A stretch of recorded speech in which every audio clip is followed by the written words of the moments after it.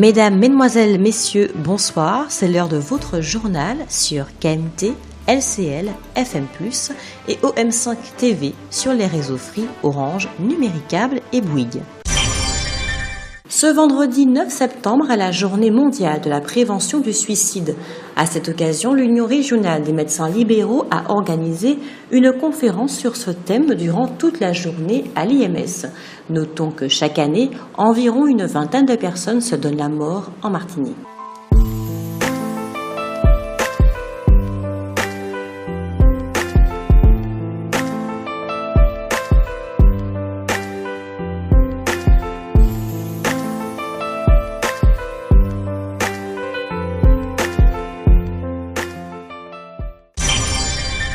Le 8 septembre, hier donc, le président de la collectivité territoriale de la Martinique, Alfred Marie-Jeanne, a rencontré le représentant de l'État, le préfet Fabrice Rigou-les-Roses, au siège de la CTM.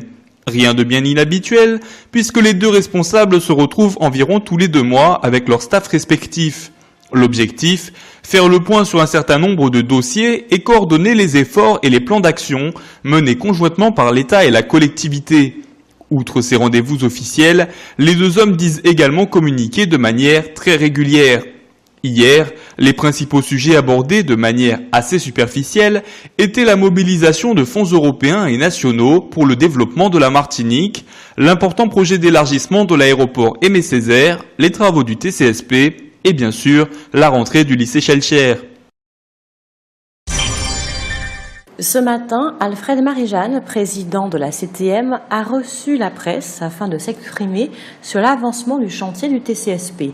À cette occasion, il a rappelé que s'il était l'initiateur du projet, celui qui était actuellement en voie de réalisation n'était pas le sien et qu'il fallait s'adresser aux responsables, à savoir le syndicat mixte mis en place par l'EPMN, Ensemble pour une Martinique nouvelle, sous l'ex-région. Aucune date n'a donc encore été annoncée pour la mise en service du bus à haut niveau de service.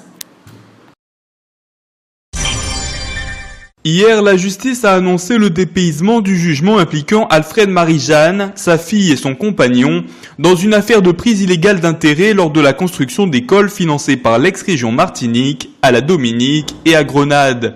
Les avocats du président de la CTM ont réagi, notamment maître Alex Ursulé, en évoquant une justice digne des plantations et déclaré qu'ils déposeront un recours devant la Cour européenne des droits de l'homme. Le nouveau président de l'Université des Antilles sera élu au mois de janvier 2017. Il remplacera donc Corinne Mancé-Caster, démissionnaire. Et, sans surprise, pour l'heure, les spéculations vont bon train, notamment sur la question de savoir s'il s'agira d'un Martiniquais ou d'un Guadeloupéen. Afin de maximiser leurs chances, les candidats de l'île-Sœur seraient même prêts à organiser une primaire afin de ne présenter qu'un seul prétendant guadeloupéen. Hier, jeudi 8 septembre, plus d'une soixantaine de membres du SNES, le syndicat national des enseignants du second degré, organisaient une importante réunion au siège de la ZAC de Rivière-Roche afin d'échanger sur le débrayage qui avait été initié le matin. Si certains pourraient en effet être surpris de voir les enseignants des collèges entamer un mouvement de grève alors que la rentrée s'achève à peine, Roger Numa, co-secrétaire académique du SNES, a rappelé que cette mobilisation était annoncée depuis la fin de la précédente année scolaire, en juin dernier. Il s'agissait ainsi pour le corps enseignant de contester la mise en place de la réforme des collèges, initiée par la ministre de l'Éducation nationale, Najat Vallaud-Belkacem, et appliquée à compter de cette rentrée 2016.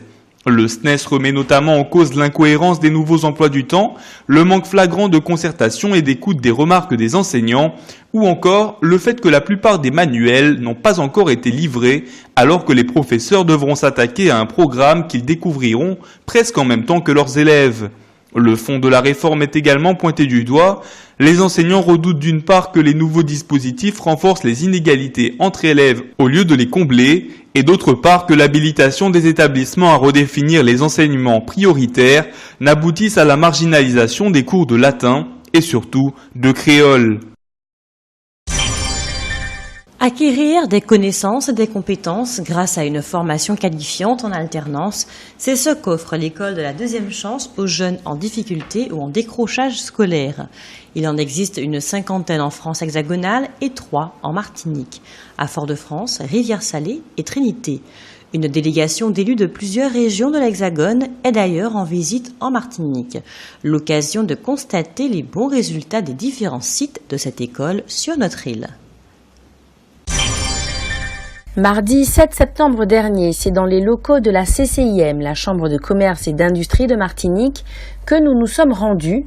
Un tout nouveau produit touristique nous y a été chaleureusement présenté.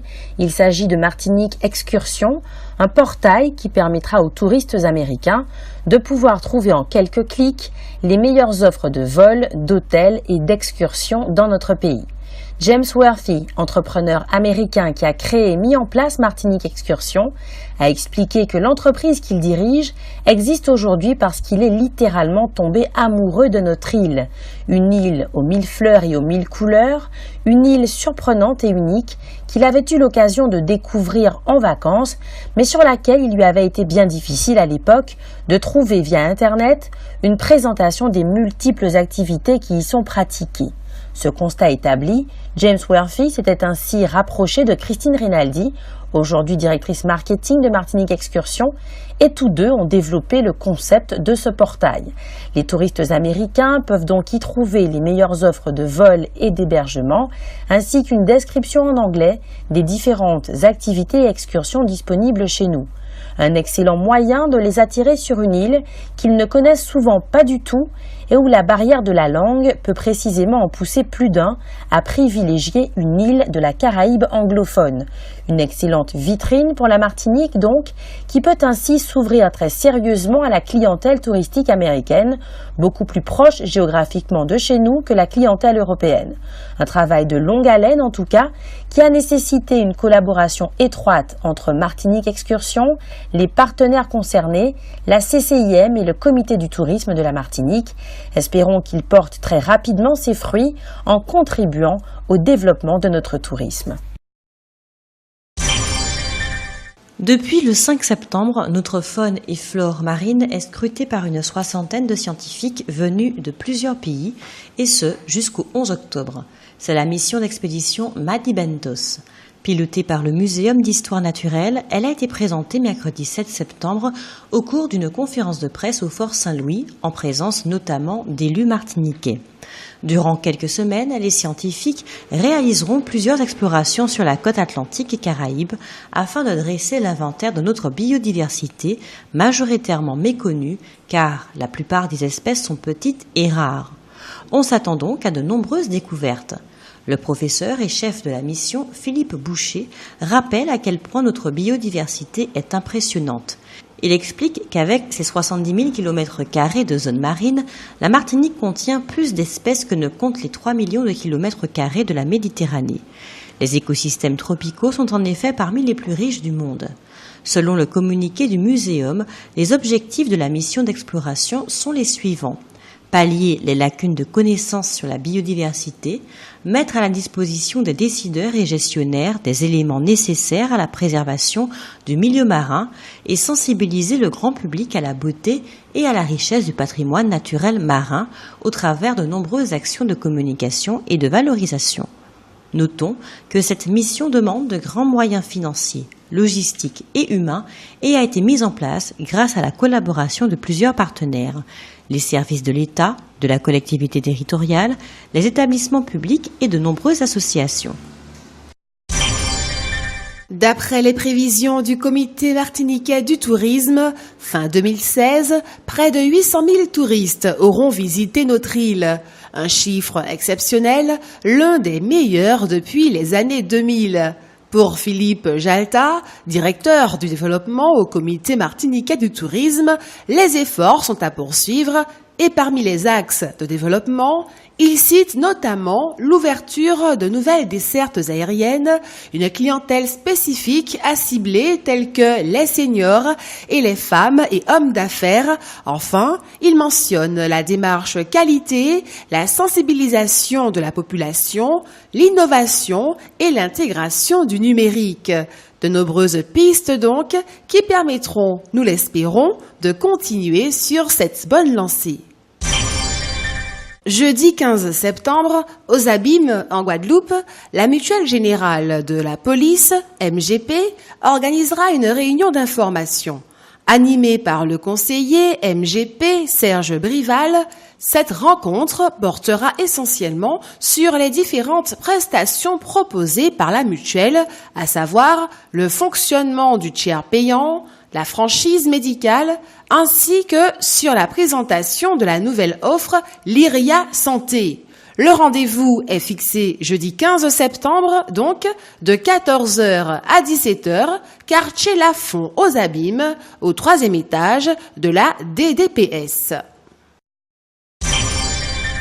Le tribunal de grande instance de Pointe-à-Pitre a rendu un verdict négatif suite à la demande d'assignation de l'État formulée par le LKP, l'UGTG et la Fondation Frantz Fanon.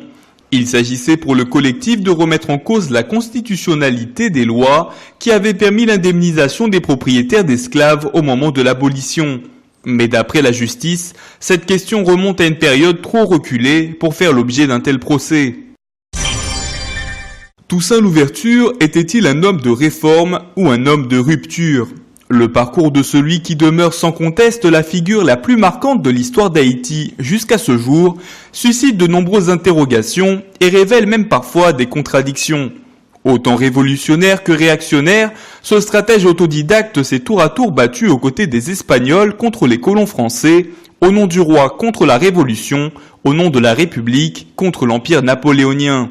Né esclave, affranchi ensuite, il devient lui-même propriétaire d'esclaves. Après avoir remporté la lutte de l'abolition, il finit par instaurer un système de travaux forcés très coercitif aux nouveaux libres. C'était comme si toute sa vie, ce leader original et complexe avait essayé de faire coexister un monde ancien qu'il contribuait à détruire et un monde nouveau qu'il tentait de mettre en place. Ainsi, bien qu'auteur de la première constitution haïtienne, Toussaint Louverture n'a jamais formulé explicitement de revendications nationalistes. Et c'est en tant que gouverneur de la colonie de Saint-Domingue qu'il entendait se faire reconnaître par Napoléon Ier et non comme un chef d'État indépendant. Il se pourrait bien qu'en grand visionnaire, il avait en réalité compris que son pays n'aurait d'avenir que dans une entente avec la puissante métropole et même avec les békés haïtiens, dont il a encouragé le retour pour bénéficier de leurs compétences, plutôt que dans une rancune vengeresse et un isolationnisme fatal. Malheureusement, son ambition semble avoir été trahie par un peuple qui n'était pas encore prêt à effectuer les sacrifices nécessaires à son émancipation face à un État français déterminé à s'y opposer. Pendant la période des grandes vacances, 4 nourrissons grands prématurés sont décédés des suites d'une maladie nosocomiale contractée lors de leur séjour à l'hôpital de Cayenne. L'ARS, informée, semble-t-il tardivement, a rendu publique l'information hier, jeudi, et annoncé le renforcement des mesures d'hygiène.